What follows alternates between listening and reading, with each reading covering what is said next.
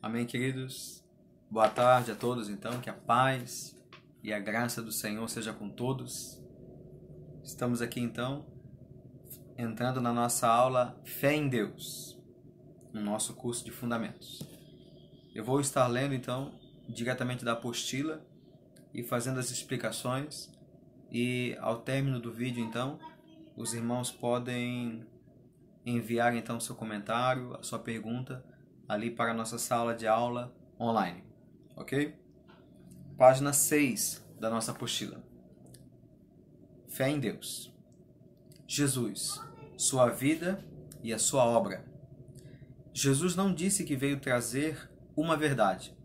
Ele disse, eu sou a verdade. Todos conhecem, então, João, capítulo 14, versículo 6. Jesus disse, eu sou o caminho, a verdade e a vida. Jesus não veio trazer simplesmente uma religião, nem uma filosofia ou um monte de regras como código de conduta. Jesus veio trazer Ele mesmo. Ele é a ressurreição e a vida. Para receber esta vida, temos que conhecê-lo, quem Ele é, de onde Ele veio, o que Ele falou, o que Ele fez, onde Ele está, etc. Então, amados, Jesus, ele veio trazer a sua própria vida a cada um de nós. E para termos vida, temos que conhecê-lo.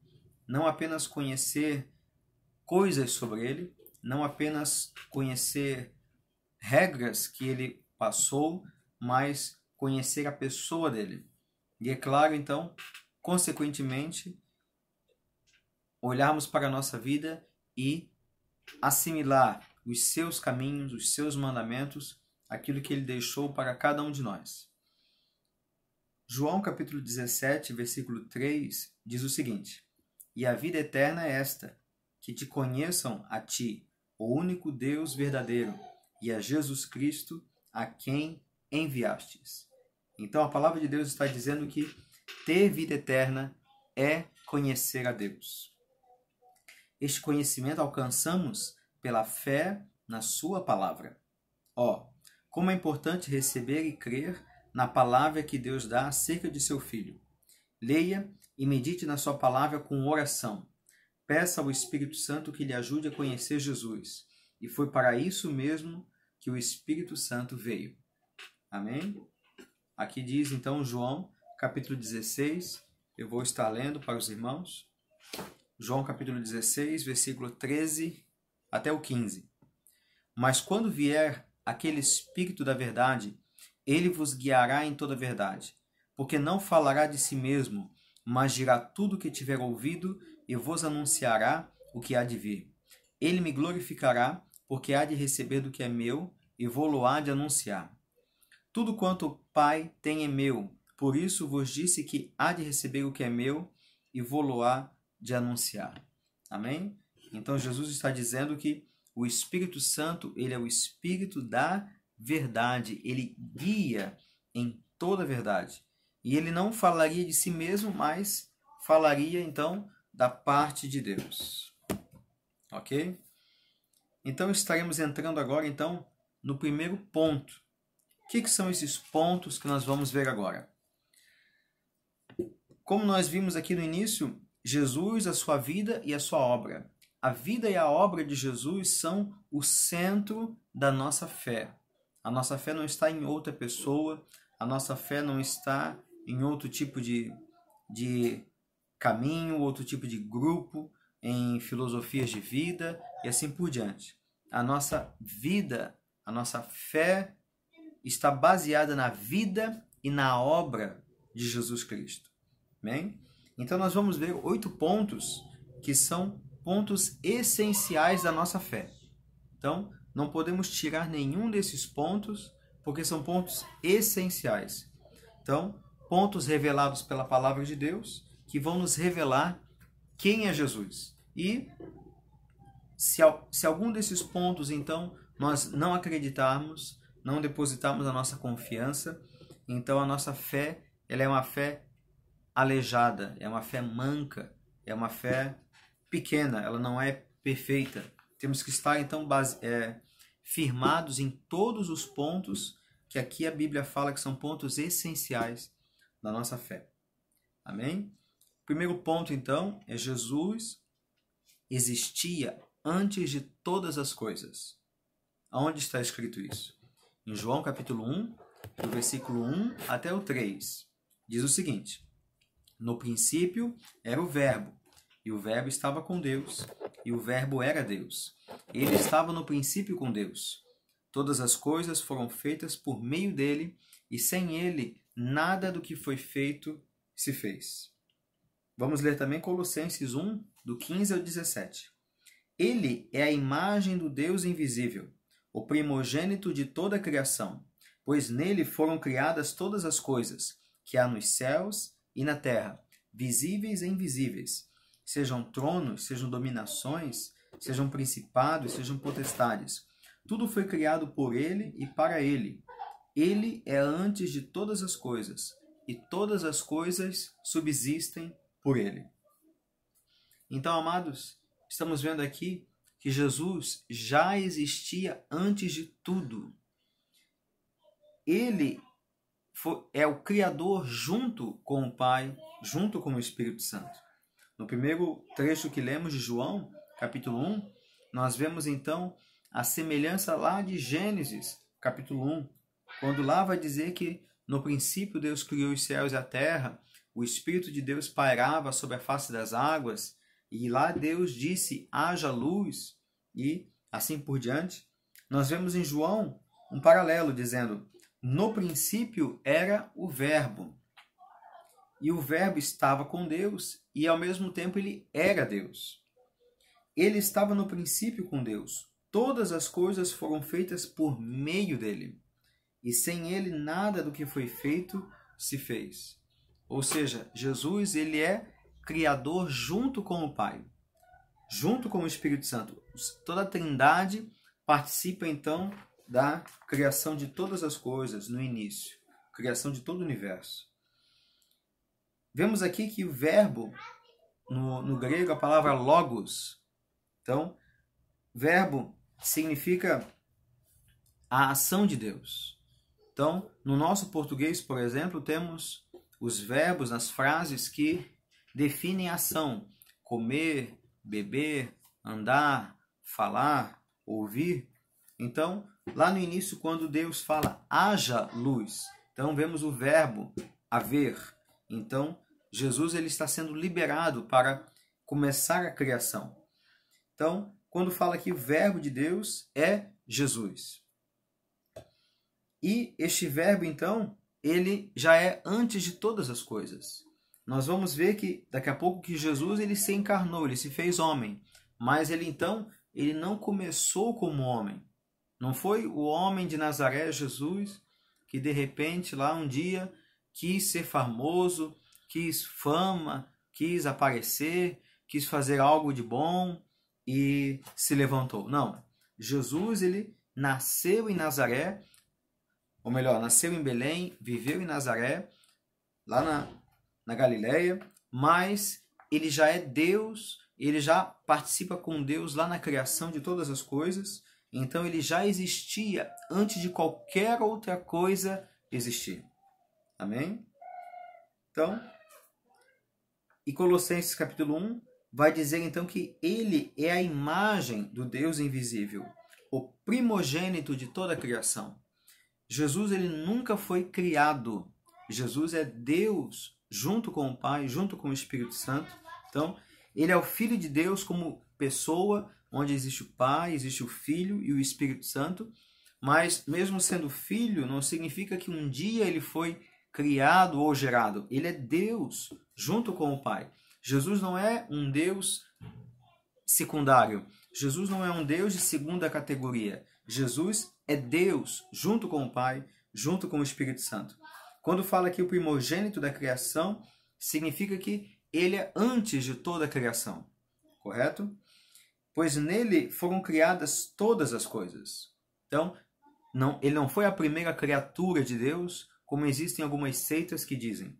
Mas nele foram criadas todas as coisas, visíveis e invisíveis, ou seja, todo o reino celestial, angelical, tudo aquilo que existe em todo o universo e tudo aquilo que nós temos nessa terra, tudo que é visível, tudo que é invisível, foi criado para Ele, para Jesus. Então, tudo converge para dar glória a Jesus.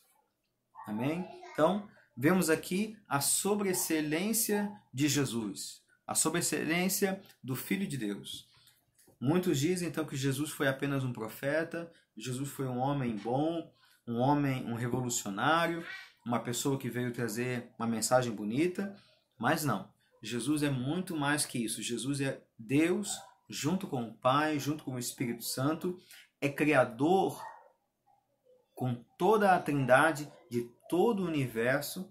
Não existe nada que não foi criado sem a presença de Jesus. Todo o nosso universo, o homem define mais ou menos hoje que o universo teria 93 bilhões de anos-luz de diâmetro. Não existe nenhum centímetro quadrado de toda essa imensidão que Jesus não pegue na mão e diga: isso aqui foi eu que fiz, isso aqui foi eu que criei, eu sou dono disso aqui. Então, tudo foi criado por meio de Jesus. Amém? O segundo ponto da nossa fé significa, ou melhor, fala, tornou-se homem. O verbo, então, se fez homem, se fez carne. Ali na nossa página 7, João capítulo 1, versículo 14. E o verbo se fez carne e habitou entre nós. Vimos a sua glória, a glória como do unigênito do Pai, cheio de graça e de verdade. E Filipenses 2, de 6 a 8, vai dizer que, sendo em forma de Deus, não teve por usurpação ser igual a Deus, mas a si mesmo se esvaziou, tomando a forma de servo, fazendo-se semelhante aos homens. E achado na forma de homem, humilhou-se a si mesmo, sendo obediente até a morte e morte de cruz.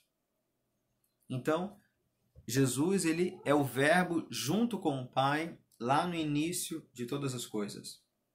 Agora a palavra de Deus vai revelar que este mesmo verbo, ele se fez carne. Ele habitou entre nós. Habitou aqui significa ele armou uma tenda. Durante um certo período de tempo, ele morou entre nós. Vimos a sua glória, a glória como do unigênito do Pai, cheio de graça e de verdade.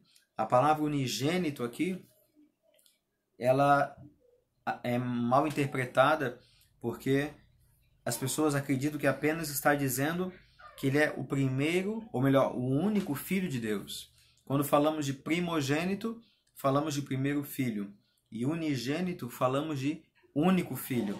Mas aqui também, quando fala que Jesus é o unigênito do Pai, significa que ele tem a mesma gênesis, ele tem a mesma genética, ele tem a mesma essência do Pai. Então aqui quando fala que Jesus é o unigênito do Pai, está dizendo que ele é Deus, junto com o Pai. Amém? E Filipenses 2, de 6 a 8, é toda uma... seria quase como uma poesia, né? Na expressão do apóstolo Paulo, onde ele vai relatando, então, não apenas este ponto que estamos vendo que Jesus se fez carne, mas outros pontos onde ele vai falar da sua morte, da sua vida de santidade e assim por diante. Mas este ponto, então, esse trecho de Filipenses 2, vai dizer que Jesus, sendo em forma de Deus, Jesus sendo Deus, ele não teve por usurpação. O que é usurpação? Usurpação é roubar, é tomar.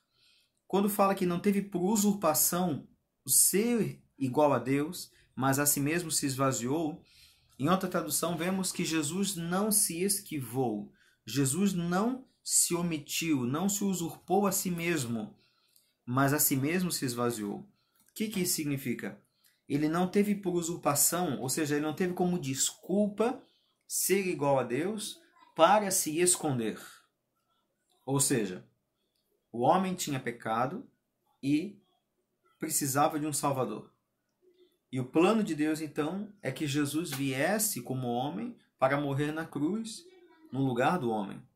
Então Jesus poderia ter se usurpado, se escondido, se roubado a si mesmo, dizendo: Deus, eu sou Deus junto contigo. Eu não tenho necessidade nenhuma de me fazer semelhante aos homens. Eu não sou obrigado a ir lá e pagar o preço pelo pecado do homem. Eu sou Deus junto contigo, junto com o Espírito Santo. Não tenho essa obrigação. O homem pecou, então deixa ele assumir a sua responsabilidade. Vamos condená-lo eternamente. Quem sabe criamos de novo uma nova raça, mas eu não preciso me submeter a isso. Eu não preciso ir lá e me fazer homem para pagar todo esse preço pela salvação do homem. Então Jesus não fez isso. Jesus não se usurpou pelo fato de ser Deus, mas a si mesmo se esvaziou, tomando a forma de servo, fazendo-se semelhante aos homens.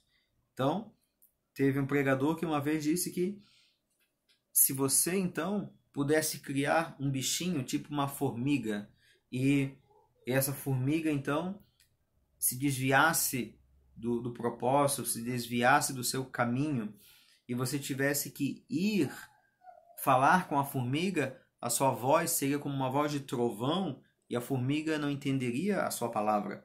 Então, para que você pudesse se comunicar com essa formiga, a única opção seria você se transformar numa formiga, para ali então, de igual para igual, você conseguir conversar com ela e avisar ela que ela estava indo num caminho ruim.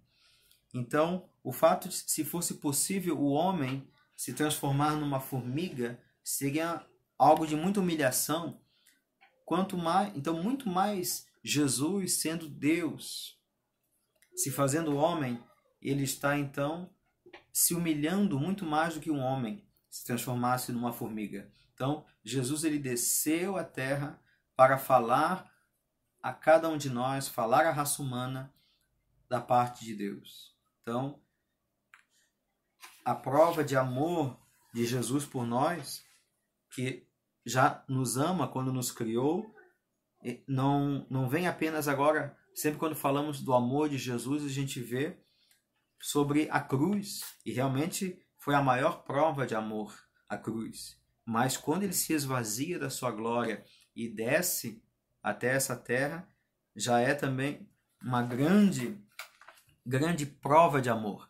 Alguém que está então largando, imaginemos que Jesus tem uma coroa nos céus, está sentado num trono celestial, um trono divino, e está ali com anjos, serafins, querubins ao seu redor, o adorando todo o tempo, dizendo que ele é santo, santo, santo, e ele então deixa a sua coroa no colo do Pai.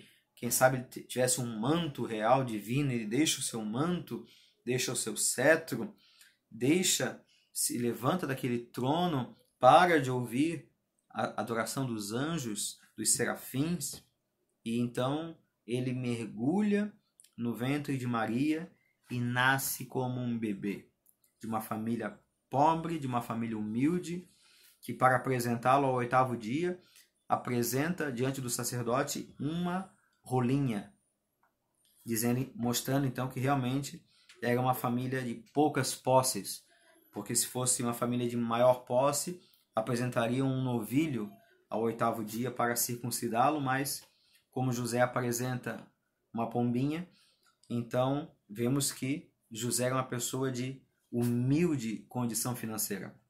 Então, o Deus Todo-Poderoso, o Criador de todos, 93 bilhões de anos-luz de diâmetro do universo, ele se faz um bebê. Então, esse é o amor que Jesus tem por nós. Amém? Terceiro ponto, Jesus, então, teve uma vida perfeita e irrepreensível. 1 Pedro 2,22. Ele não cometeu pecado, nem na sua boca se achou engano. Amados, nesse terceiro ponto da nossa fé, nós vemos que Jesus ele é santo, ele é perfeito, nele não há falha alguma. Lá no livro de Levítico, no livro de Êxodo, quando falamos então sobre a lei de Moisés, sobre o sacrifício do cordeiro pascal. Aquele novilho, aquele cordeiro, deveria ser macho de 1 ano, sem mancha, sem mácula, perfeito, sem defeito. E isso então simbolizava que o Cordeiro de Deus, aquele que realmente tira o pecado do mundo, deveria ser completamente santo, não poderia ter defeito nenhum. Então, isso se realizou, se cumpriu perfeitamente na vida de Jesus, porque ele nunca cometeu nenhum pecado, na sua boca nunca se achou nenhum engano. Então, Jesus nunca cometeu nenhum pecado grave, nenhum pecado leve. Jesus não cometeu nenhum tipo de pecado, porque ele é o nosso Cordeiro pascal sem defeito algum. Amém? Se Jesus tivesse cometido algum pecado, então, ao morrer na cruz, ele estaria pagando apenas pelo seu próprio pecado. E não haveria, então, nenhuma chance de salvação para cada um de nós. Mas, porque ele morreu no nosso lugar, nós vamos ver mais para frente, então, e ele não tinha pecado próprio, ele morreu pelo nosso pecado. Então, era totalmente necessário que Jesus não tivesse nenhum pecado.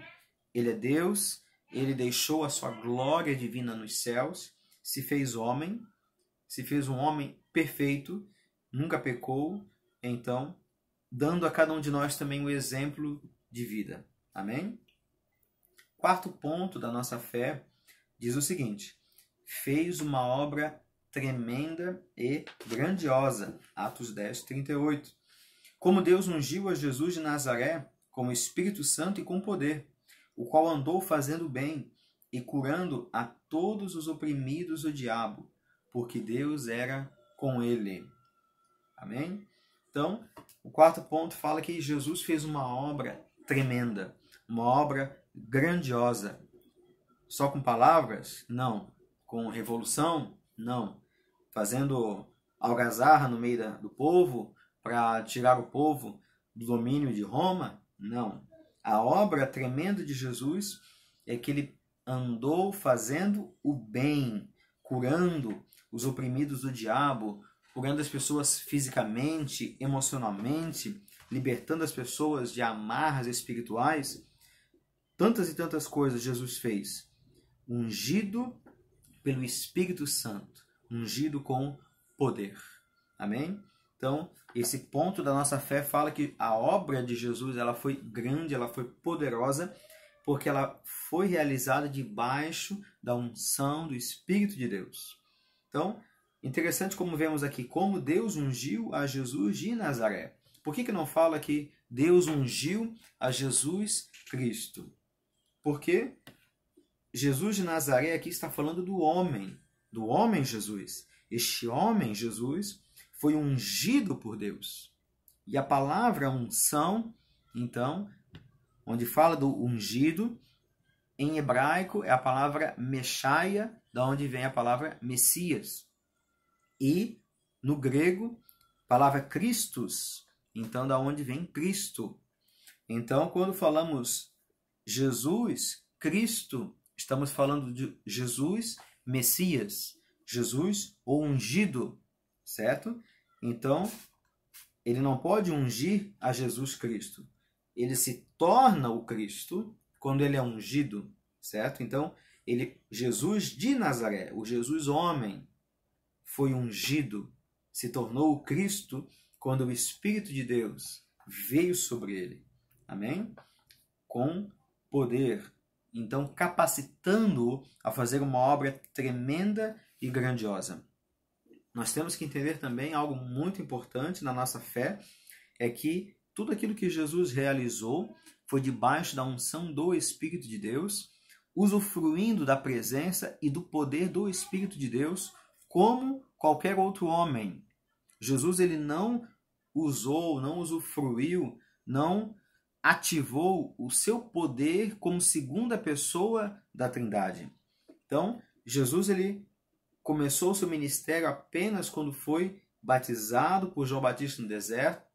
João Batista no deserto foi então batizado, o Espírito Santo veio sobre ele dali então ele vai para o deserto, fica tentado pelo diabo durante 40 dias, tem vitória e volta então com o poder do Espírito Santo para então iniciar o seu ministério propriamente dito.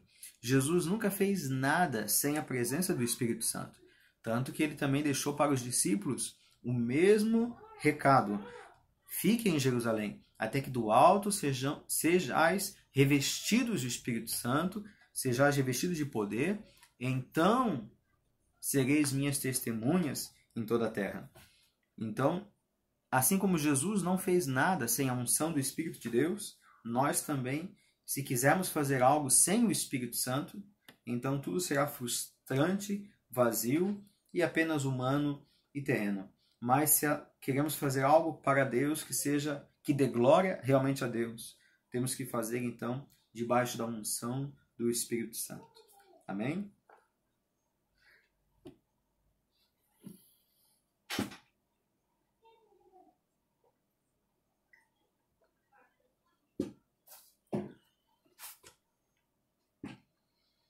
Ponto número 5. Morreu pelos nossos pecados. 2 Coríntios 5:21. Aquele que não conheceu o pecado, ele o fez pecado por nós, para que nele fôssemos feito justiça de Deus. Então, amados, esse ponto agora é um dos principais pontos, que Jesus, então, ele morreu pelos nossos pecados. Por que ele teve que morrer pelos nossos pecados? Temos que entender que Deus é um Deus de palavra, é um Deus de caráter. Deus ele não volta atrás na sua palavra. Nós temos que entender por que nós precisávamos de um Salvador. Por que Jesus deveria morrer na cruz pelo pecado do homem? Será que Deus simplesmente não podia nos perdoar? Será que Deus não podia simplesmente liberar perdão para cada um de nós? Olha, Deus, eu não vou fazer mais isso, não vou mais pecar, agora eu vou te amar, agora eu vou viver para ti. E Deus simplesmente nos perdoa e ponto final. Por que alguém precisou morrer pelos nossos pecados? Nós temos que entender, amados, que lá em Gênesis, Deus cria o homem e fala para ele: vocês podem comer de tudo, mas no dia que comerem desta fruta proibida, então vocês morrerão. Então, Deus ele deixou um espaço dentro do Éden, dentro do jardim do Éden, como uma segunda opção para o homem. Se Deus, por que Deus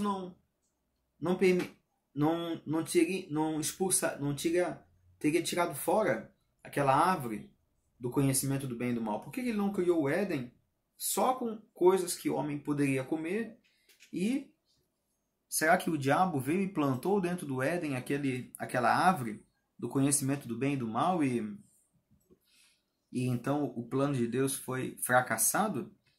Nós temos que entender que Deus ele não nos criou para sermos marionetes, fantoches.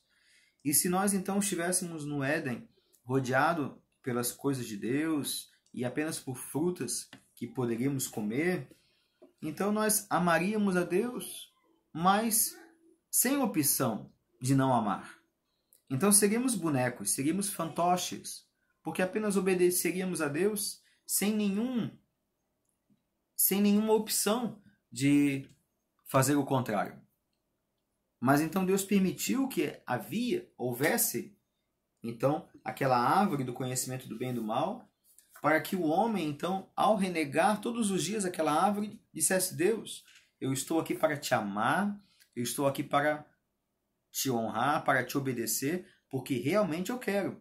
Se eu quisesse pecar contra ti, eu tenho ali a árvore do conhecimento do bem e do mal. Mas porque eu não estou descumprindo a tua palavra, não estou te desobedecendo, eu estou provando diariamente que eu te amo e quero andar nos teus caminhos. Mas o homem então foi lá e pecou. Foi rebelde contra Deus. Isso nós vamos ver mais para frente na nossa apostila.